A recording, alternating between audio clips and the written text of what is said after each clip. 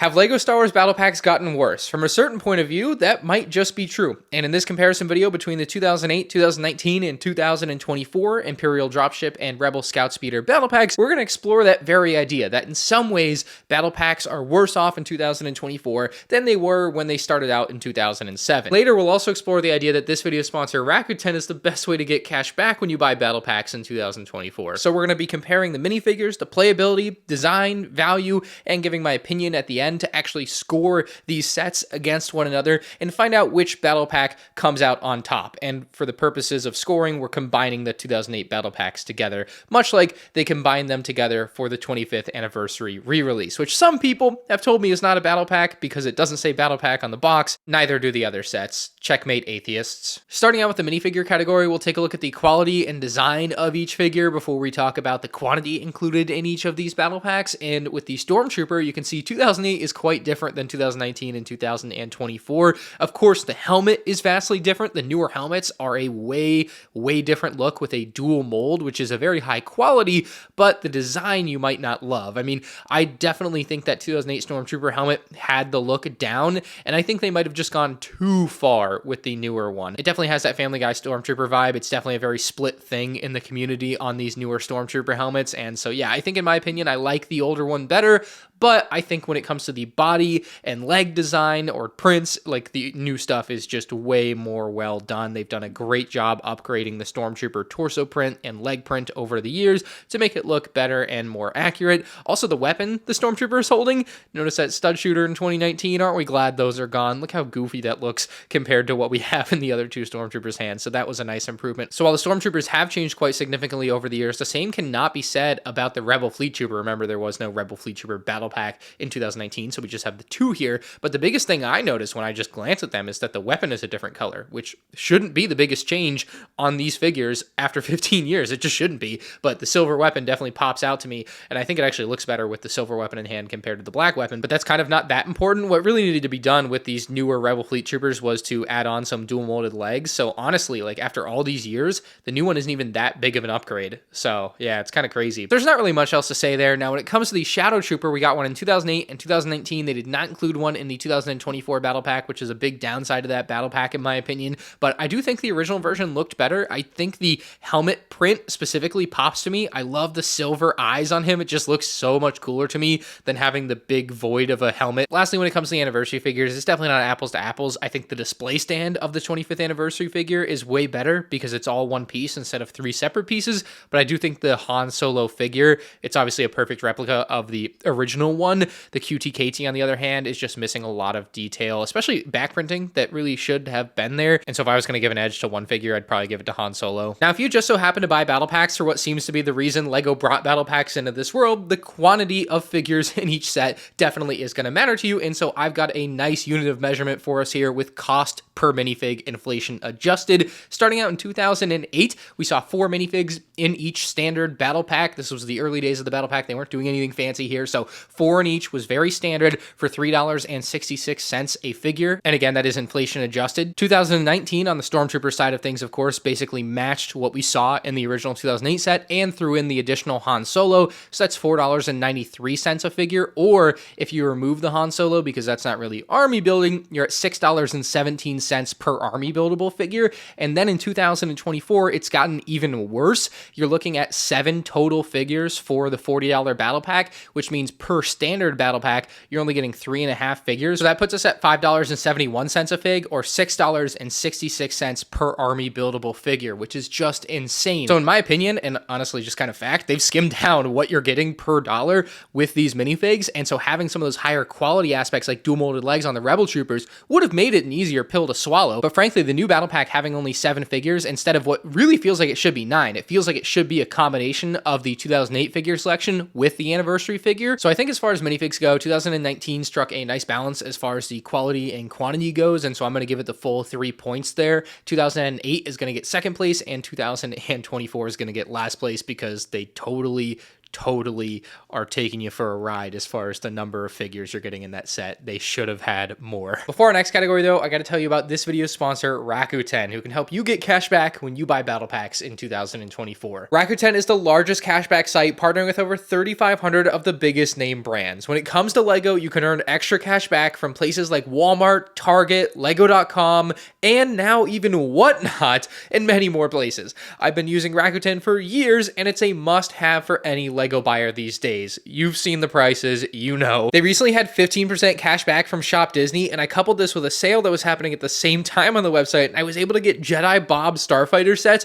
for about $24 each. Rakuten is just a Lego deal hunter's dream. When you get Rakuten, you can either click through their site to start a shopping trip, or, like me, I download the browser extension, and this way you cannot forget to use it because it'll pop up and you click it every time you enter a website that you want to buy something on. When you download Rakuten now with my special link in the description, you'll get $30 bonus cash back when you spend $30. It makes the $40 battle pack seem not so bad. Speaking of, let's get back to our comparison. Jumping into the playability category, we'll start with the Rebel Scout Speeder, and in 2008, things were very simple. There were no stud shooters, no flick fire missiles, nothing, but there were still some cool features that this original build did have. On the very bottom, it had the inverted tiles, which allowed kids to push it along nicely, mostly on smooth surfaces so it doesn't catch or anything, and part of that also just bolsters some of the connection points. On top of the turret at the back, you could take a Rebel trooper, sit them down, easy enough. It, of course, spun 360 degrees, actually very well, I'll add, like really well, almost too well.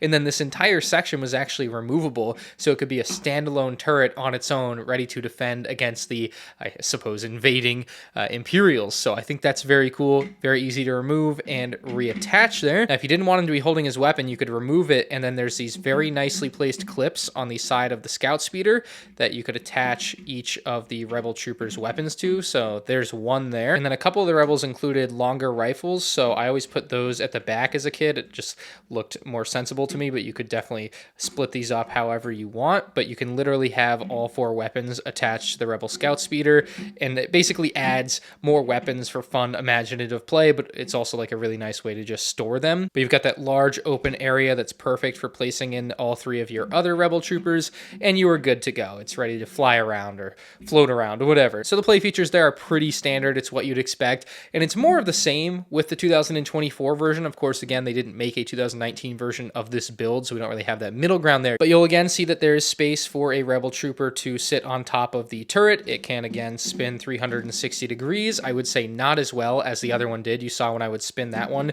it would just keep spinning, but this one can really only complete one rotation. On the sides of it, it's actually got the stud shooters. Those work exactly like stud shooters. Very good. And then there's also this printed control panel. I don't know if you'd call that like a physical play feature, but it's a little detail that I think adds to imaginative play. And just like that original 2008 version, this entire top turret can be removed, and you can have it be like the standalone turret. And I'll just show you those side by side in case you wanted to know. That's exactly what they look like. Now, there's a little storage at the back here. I've got a couple of extra studs inside, but what it's really for is the weapons of your Rebel Troopers, because unlike the 2008 version, there's no clips on the side to place your weapons, which is a feature that I really liked. I loved that about that original Battle Pack build, but that is not present on this newer model. So you can see the weapons placed inside. I had to take the studs out because if you try to fit both in at the same time, they'll fall out. So there we go. That is that whole top piece back on there with the weapons inside, and now they won't fall out, which is nice. But you'll notice on the inside, there's only room for 2 Rebel Troopers. They reduced the amount of available space on the inside of it, which is a shame because it definitely is cooler to be able to carry more troopers. But I do like the way the bottom is done. It's a lot easier to place on and remove the Rebel Troopers when you want, because they're only attached to the 2 studs there because it's a stud tile design. So when you want to remove the Rebel Trooper, it's way easier. When it comes to the Imperial Dropships, there are again going to be a lot of shared play features, and we'll start out with 2008. You're of course going to have the area for the pilot. In this case, of course, it's the Shadow Trooper, so he fits in there very nicely. 2019 saw the same feature brought over, although I will say moving this panel down has a lot more friction than this one, so I think that's actually worse off in the newer set. just oh so slightly. Like just having it be harder to open that is just not as good. We got the stud shooter there. We'll get to that in a second, but taking our Shadow Trooper, sitting him down, leaning him back. And this one does have a control panel on the inside there. So again, for that imaginative play, that's good. And then we'll bring over the 2024 version where you can just open that very easily, much easier than in the past. So just taking our standard Stormtrooper, sitting him in, again, printed control panel there, drop this down, and you're good to go. So all three can see to pilot pretty much the same way with like a small bit of difference between each as far as how difficult it is to open or maybe missing a control panel in 2008's case. So there you go. In the midsection for 2008, there's no stud shooter, no flick fire missile. It's just the cone piece for the shooter, you know, just pretend it's shooting lasers. On 2019, there's nothing there at all right now, just open studs. But you may recall we removed the stud shooter from our pilot. You can, of course, place the stud shooter there and use it as such, and you can place the stud shooters from the other stormtroopers in the other empty spots if you want. The best integration as far as play is concerned, though, has to be the integrated stud shooter design for 2024. Super simple, easy to shoot off, although they switched over from the red to the green. The back of each of these is where the dropship name comes into play. You can lift the wings up in 2008 in like the little engine area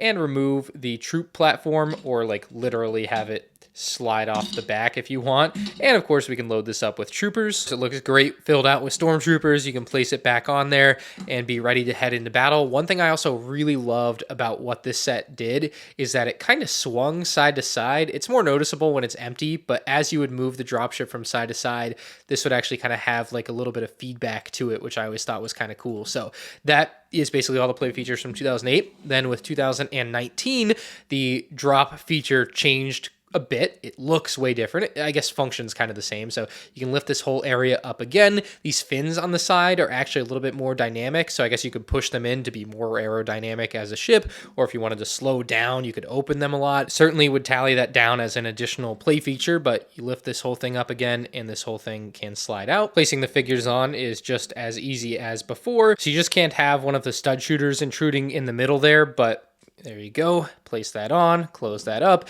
and it's also ready to fly around. Now, they added that piece in the middle here. You can see it in the bottom, kind of intrudes into the design of the platform. And that stops it from doing what the 2008 one did, where the platform would sway back and forth. So they obviously made an effort to actually get rid of that, which is something that I, as a kid, thought of as a feature, a little play feature, but I guess it wasn't really the intention, or maybe there was something about this specific design that they needed to have that. I don't know, but I see that as something that was lost going from one to another, where there was that little side-to-side sway feedback. So now we have 2024, where our little platform has been nearly reduced to rubble. They've basically completely removed the feature where you lift this to remove the platform. The platform is simply just removed by pulling it out now.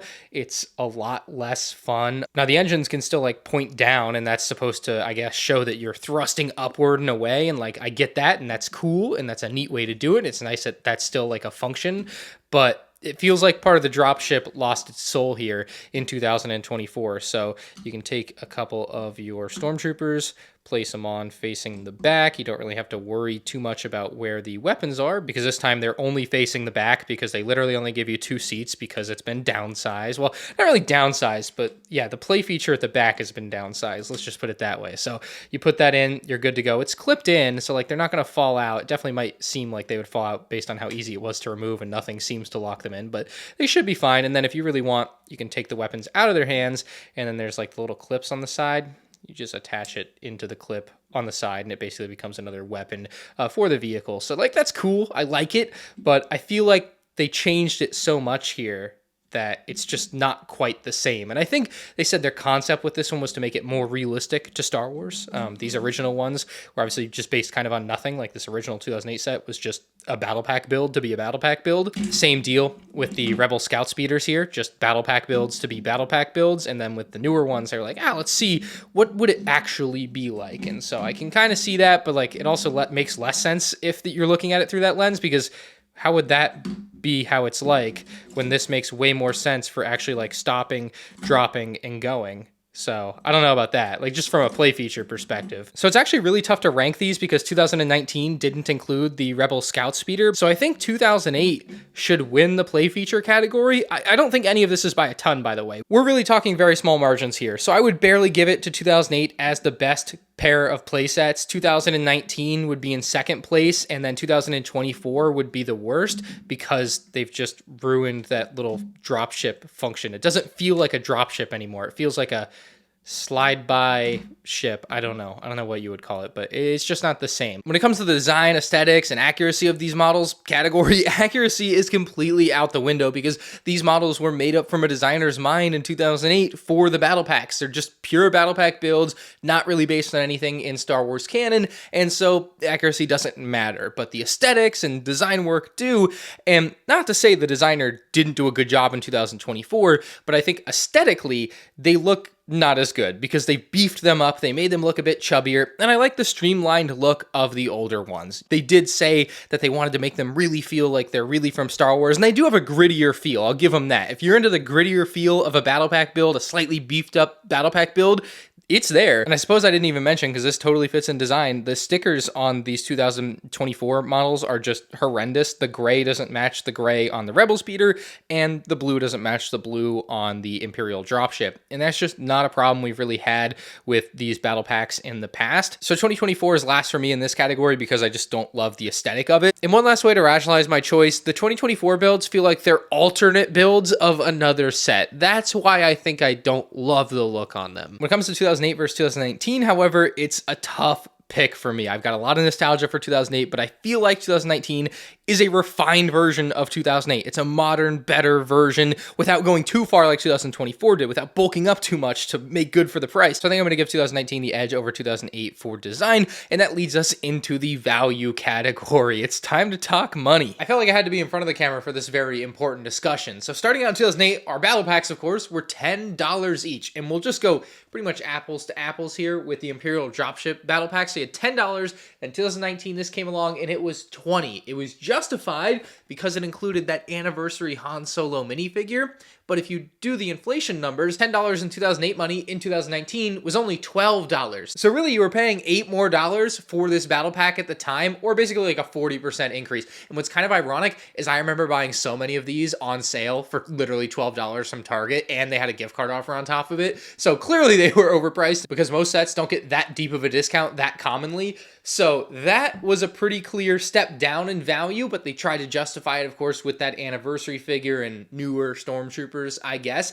And then, of course, in 2024, this is $40 for two battle packs together, which makes sense if it was actually two full battle packs together. But as I explained earlier, they've skimmed out a couple of the minifigs. So if you take the inflation on the retail price of the 2008 battle packs, they would be $30 today versus the $40 that LEGO wants for this newer battle pack. It's pretty clear to me that LEGO has tried to find a way to increase the pricing on their battle packs because they clearly could have skimmed the builds down and made this a $30 set or a $35 set, but I feel like they've gone out of their way to try to up the perceived value for you to spend more money on a set like this, when in the past they would truly try to make them the most affordable way they could with a smaller build that makes sense with the nicest version of the figure maybe they produce at the time. So as much as I'd like to say 2024 is the worst value, I don't think it is, because it's only an extra 33% more than the original battle packs, and I think there's actually a considerable amount more like bulkiness in the builds and the perceived value and all that, and the quality of the figures perhaps with leg printing, although again dual molded legs missing on the Rebel Troopers, but I feel like there's something there versus this 2019 set, which sees a whopping 66% price increase relative to the original price of the 2008 battle packs adjusted for inflation. So literally twice as bad of a price increase as the newer one. So last place goes to this 2019 battle pack. Yeah, worst value, nicest box art though. Second place, of course, going to go to 2024, and the best value back in the day, 2008's Stormtrooper and Rebel Trooper battle packs winners. When it comes to awarding points for which battle pack I like best or worst, starting off here, 1 point is going to the 2024 set. It should probably be a crime to only include 3 minifigs aside for a battle pack. I know they included the 25th anniversary figure, but in 2020 they included an anniversary figure and still included the full 4 figures of the battle pack. Plus, as I already explained, I do not like the aesthetic of these newer builds compared to the older, just simplified battle pack builds. So this one just, yeah, not my cup of tea. I love that they tried something different, but like, come on, man, no dual molded legs in 2024. It's not a horrible set, and you're not going to be unhappy if you go out and buy one for yourself and enjoy it, but I do think it is still the worst of the three options here. Now, getting 2 points, the middle ground here is going to be the 2019 Battle Pack, and I think this would actually be at the top if it weren't for its horrendous pricing. Again, it was a 66% price increase over the original ones, inflation adjusted, and I think that alone is enough to condemn this battle pack. Funny side note, this set did begin my favorite trend that you'll see amongst these sets, with the original version being able to hold 4 stormtroopers on that back platform. This one, of course, only holding 3, and in 2024 now they only hold 2 at the back, and I think it'd be really funny if they remake the dropship just one more time in the future and make it only hold 1 stormtrooper. But anyway, in my opinion, the 2008 sets are worth the full 3 points. I think just having the choice between buying one or the other, or both at the same time, or if you want to buy 5 and 4 or 5 and 1, I think that's just so much better than being forced to buy the 1-to-1 ratio that you get when you have a combo battle pack type of set. I always thought that was kind of the point of having separate battle packs, or one of the points is that you were just able to choose what you wanted, and they've kind of taken that choice away from you. Again, I like that they tried something different, but just, you know, maybe the other way was better. Although certainly you could point to the quality of the figures, but